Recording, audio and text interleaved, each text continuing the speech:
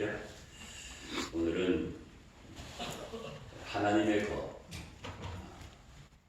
하나님의 마음에 가장 합한 귀중한 존재, 이런 제목으로 말씀드리겠습니다. 이사야 41장 10절에 있는 말씀을 우리가 너무 잘 알지요.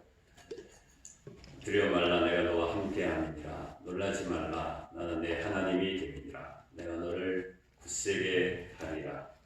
참으로 너를 도와주리라. 참으로 나의 의로운 오른손으로 너를 붙들리라. 저는 이 이사야 41장 10절에 있는 말씀이 참 좋습니다. 어려울 때, 힘들 때 하나님이 붙잡아 주시고 굳세게 하시고 도와주신다고 말씀하시고 내 것이라 말씀하셔서 저는 이 이사야 41장 10절의 말씀을 늘 생각하게 됩니다.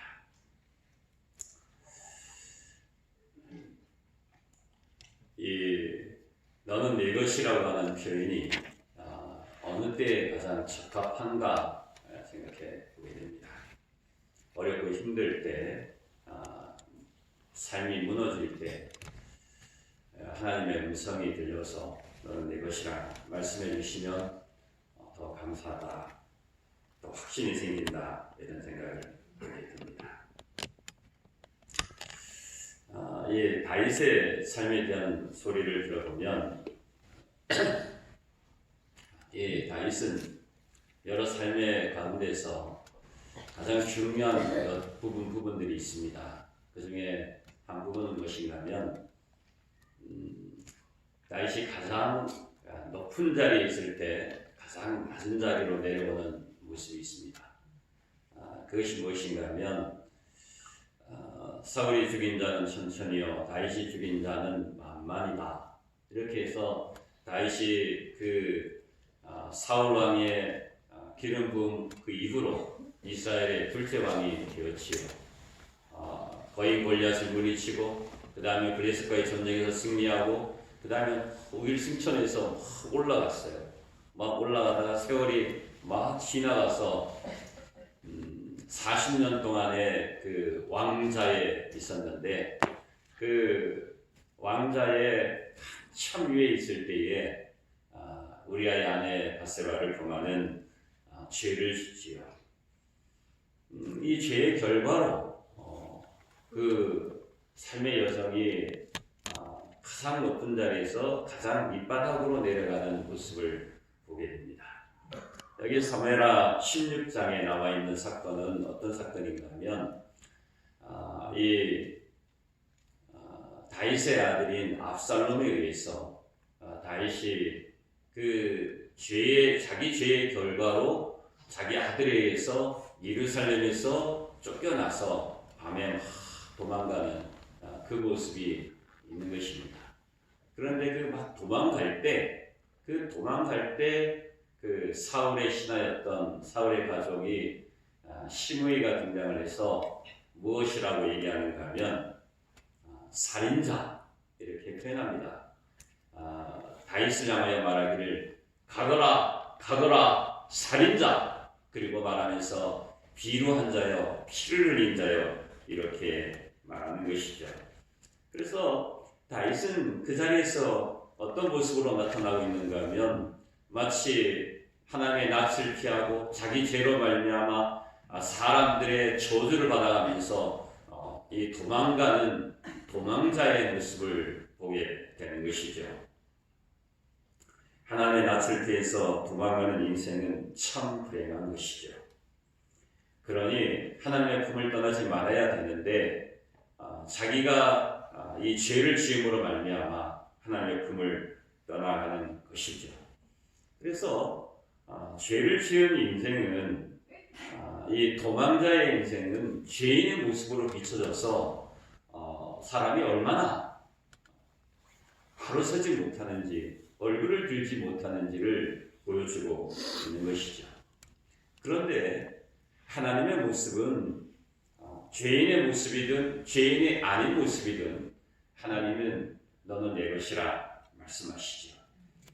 죄인도 하나님께서 말씀하시기를 너는 내 것이라 말씀하시죠.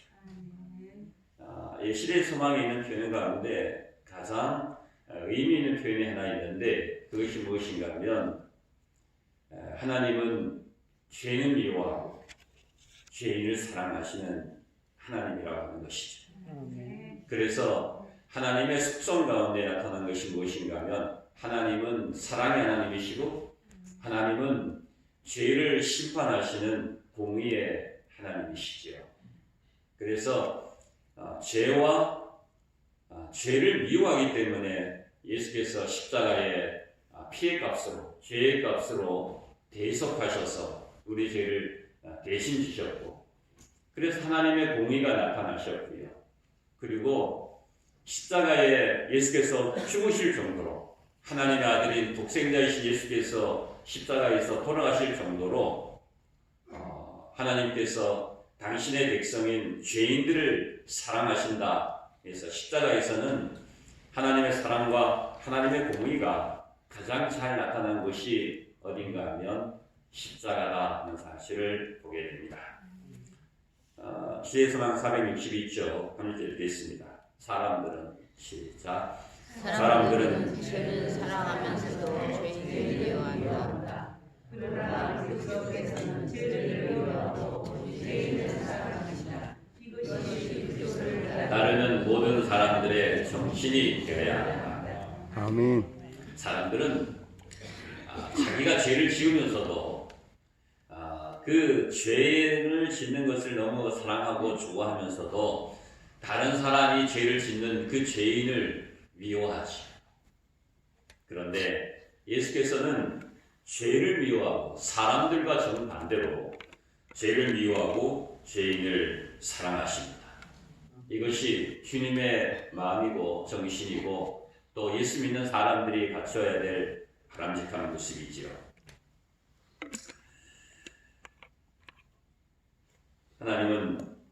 예수님은 우리를 너무도 사랑하셔서 십자가에 죽으셨지요. 이 하나님의 사랑과 공의를 가장 잘 아는 사람이 누군가 하면 다윗입니다. 다윗의 그 파란만장한 인생 중에서 하나님의 사랑을 그처럼 많이 받은 사람이 누군가 하면 다윗이죠.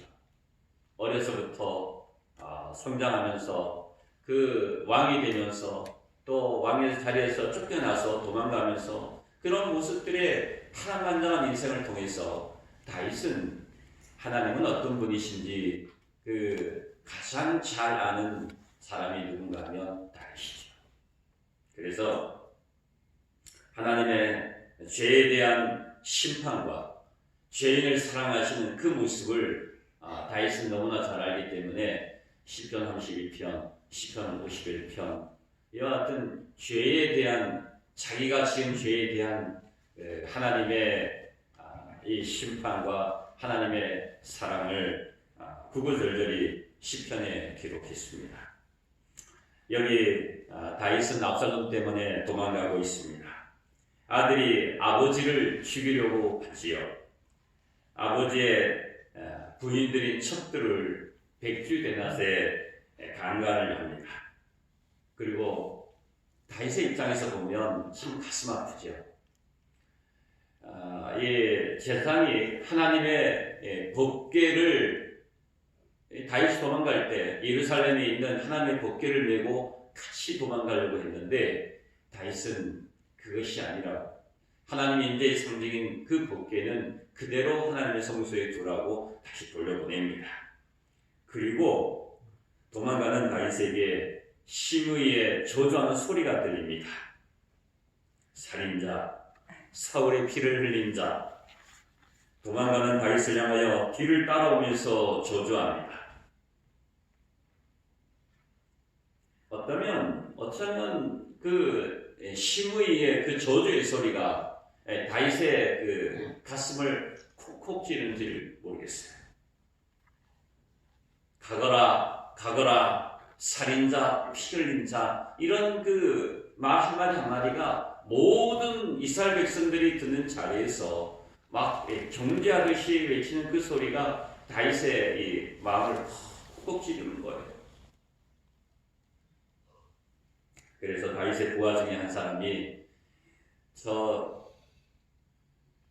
표현을 이렇게 해서 죄송합니다. 저 개종자 그냥 두면 안 되겠다. 내가 건너가서 뭐 하겠다. 저놈을 뭐 하겠다. 죽이겠다. 그렇게 다윗에게 이야기합니다. 그때 다윗은 이렇게 말하지요. 스루야의 아들들아, 저 소리는 하나님이 나에게 하는 소리다. 내가 죄를 지었기 때문에 하나님이 나에게 하는 소리다. 시므이가 하는 소리가 아니다. 시므이의 저주가 아니다. 하나님께서 죄에 대한 심판을, 내가 지은 죄에 대한 심판을 말하는 것이다. 그러니 너는 그렇게 하지 말아라. 그렇게 말하고 있습니다.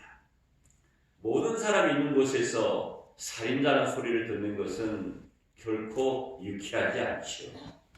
그런데 다윗은 자기가 지은 죄의 결과라고 한 사실을 너무나 잘 알고 있는 것입니다. 내 죄를 향한 하나님의 공의가 이루어지고 있다. 그렇게 말하고 있는 것입니다.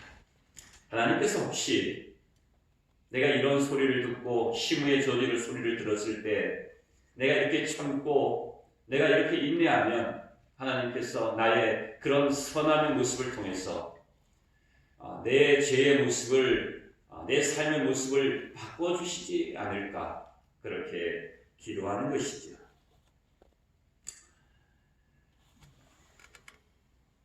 도망가는 만일 다윗이 사울에게 쫓겨서 도망가고 있다면 그래도 억울하거나 죄스럽지 않습니다. 억울하죠. 그런데 그 사울에게 쫓겨서 도망가는 그 도망은 이유 있는 도망이죠. 근데 지금 다윗이 압살롬에게서 쫓겨서 도망가고 있는 것은 누구 죄 때문에?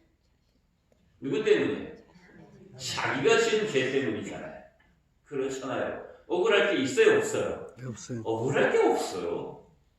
그러니 도망가는 것은 어쩔 수 없는 거예요.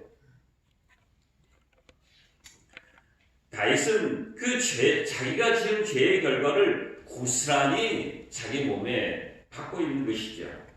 죄의 짐이 무겁지요. 그래서 다윗은 이 도망가는 다윗의 모습은 정말 피투성이 같은 자기의 모습을 그대로 보고 있는 것입니다. 현실적으로 체감하는 하나님의 죄에 대한 그 공의는 너무 무겁고 너무 힘든 것이죠. 여름 가뭄에 마름같이 되었다고 그렇게 볼 수 있습니다. 그러니 죄인의 인생은, 도망자의 인생은 너무도 겁나고 무섭습니다. 하나님의 임재의 상징인 이 법궤도 함께하지 않습니다. 피 흘린 자 그렇게 말하고 있지요.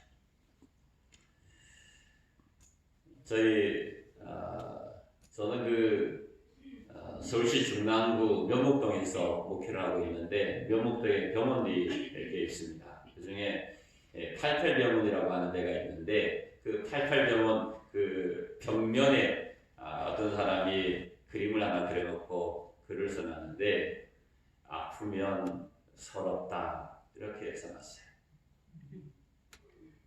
지나가는 많은 사람들이 병원에 가면서 병원에 오라는 거예요, 오지 말라는 거예요. 오지 말라는 거죠. 아프면 가슴 아프고 서러운 것이죠. 죄를 지으면 어떨까요? 죄를 지으면 겁나고 무섭습니다. 죄를 지으면 갈 데가 마땅치 않습니다. 하나님의 낯을 피해서 도망가는 인생은 행복하지 않습니다. 내가 범한 죄 때문에 하나님이 나에게서 떠나셨는가? 도망가는 다윗의 입장에서 보면 외롭고 무섭고 아무도 나와 함께하지 않는 것 같고 특별히 하나님이 나와 함께하지 않는 것 같은 그 모습은 너무 가슴 아프죠. 하나님은 도망가는 인생에 도망자의 삶에도 함께하시죠. 그래서 우리는 도망가는 도망자가 아니지, 죄인이 아니지. 아무리 시므이가 살인자라고 외쳐도 그래도 우리는 도망자가 아니지. 사랑하는 성도 여러분, 우리는 도망자가 아닐 뿐만 아니라 버려진 사람이 아닙니다. 호세아 11장 8절로 9절에 있는 말씀을 보겠습니다. 함께 읽겠습니다. 에브라임이여, 시작. 에브라임이여, 내가 어찌 너를 놓겠느냐? 이스라엘이여, 내가 어찌 너를 버리겠느냐? 내가 어찌 너를 아드마같이 놓겠느냐? 어찌 너를 스고임같이 두겠느냐? 내 마음이 내 속에서 돌아서 나의 긍휼이 온전히 불붙듯 하도다. 내가 나의 맹렬한 진노를 바라지 아니하며 내가 다시는 에브라임을 멸하지 아니하리니 이는 내가 사람이 아니요 누구라? 하나님입니다. 나는 내 가운데 거하는 거룩한 자니 진노함으로 내게 임하지 아니하리라. 아멘. 뭐 함으로 임하지 않는다고요? 진노함으로. 너 나쁜 놈이다. 너 죽을 놈이다. 그렇게 하나님께서 그렇게 진노함으로 임하지 않는다고 말씀하십니다. 여기 등장하고 있는 아드마와 이 스보임은 하나님께서 소돔과 고모라 성을 멸망하실 때에, 심판하실 때에 같이 멸망당한 평야의 성읍들입니다. 그러니 하나님께서 이스라엘 백성들을 사랑하시는데 결코 아드마와 스보임 같이 멸망할 것이라는 거예요. 하지 않을 것이라는 거예요. 하지 않겠다. 하지 않을 거라는 거예요. 그러니 내가 어찌 너를 버리겠느냐? 내가 어찌 너를 놓겠느냐? 결코 너를 뭐하지 않겠다. 버리지 않겠다. 뭐하지 않겠다고요? 버리지 않겠다. 그러니 우리는 어떤 존재인가 하면 버려진 존재가 아닙니다. 아멘. 어떤 존재가 아니라고요? 버려진 존재가 아니지요. 내 마음에 합한 다이사, 피투성이라도 버려진 존재라도 너는 살아야 된다. 하나님의 긍휼하심이, 하나님의 은혜가 다윗에게 임했던 것처럼 오늘 우리에게도 임하니 너는 결코 어떤 존재가 아니다. 버려진 존재가 아니다. 그렇게 말씀하고 있습니다. 에스겔 16장에 보면 하나님의 백성인 이스라엘 백성들이 우상 숭배를 해서 하나님의 품을 떠났습니다. 그런데 그 하나님의 품을 떠난 존재가 마치 뭐 같은가 하면 갓난 아기가 태어나서 바로 들에 버려진 것 같아, 그렇게 말하고 있습니다. 마치 이 양수에서 그대로 태어난, 탯줄도 떼지 못하고 태어난 그 모습이 그대로 들판에 버려져 있는 피투성이 같은 예루살렘 백성의 모습을 그대로 말하고 있지요. 그래서 내가 나던 날에 내 몸이 천하게 여겨져서 내가 들에 뭐해졌다고요? 버려졌다. 하나님의 말씀을 거역해서 이스라엘 백성들이 우상 숭배를 함으로 말미암아 들판에 버려진 하나님을 떠난 존재가 됐다고 말하는 것입니다. 근데 하나님께서 그 버려진 존재를 그냥 버려진 존재가 아니라 살려고 발버둥치는 그 발짓하는 에스겔 16장 5절로 6절의 모습을 그대로 보면서 말씀하시기를 피투성이 같은 내 몸이라도 살아야 된다고 말하고 있지요. 비록 버려진 존재지만 너는 버림받은 그 존재가 아니라고 말하지요. 죄로 말미암아 버려진 것은 사실이지만 그 버려진 너를 위하여 더 크게 버려진 예수님이 계시다, 그렇게 말하는 것이지요. 시편 22편 1절과 2절 그리고 마태복음 27장 46절은 같은 구절을 연결하고 있습니다. 예수께서 십자가에 못 박히셔서 돌아가실 때에 이렇게 외치시죠. 엘리 엘리 라마 뭐라고요? 사박다니 나의 하나님 나의 하나님 어찌하여 나를 뭐 하셨나이까? 버리셨나이까? 그렇게 말씀하시죠. 이 말씀은 시편에 나타나고 있는 다윗의 그 모습을 그대로 기록한 것이죠. 시편 22편 1절로 2절에 있는 말씀을 다시 한번 생각해 보겠습니다. 함께 읽겠습니다. 내 하나님이여. 시작. 내 하나님이여, 내 하나님이여, 어찌 나를 버리셨나이까?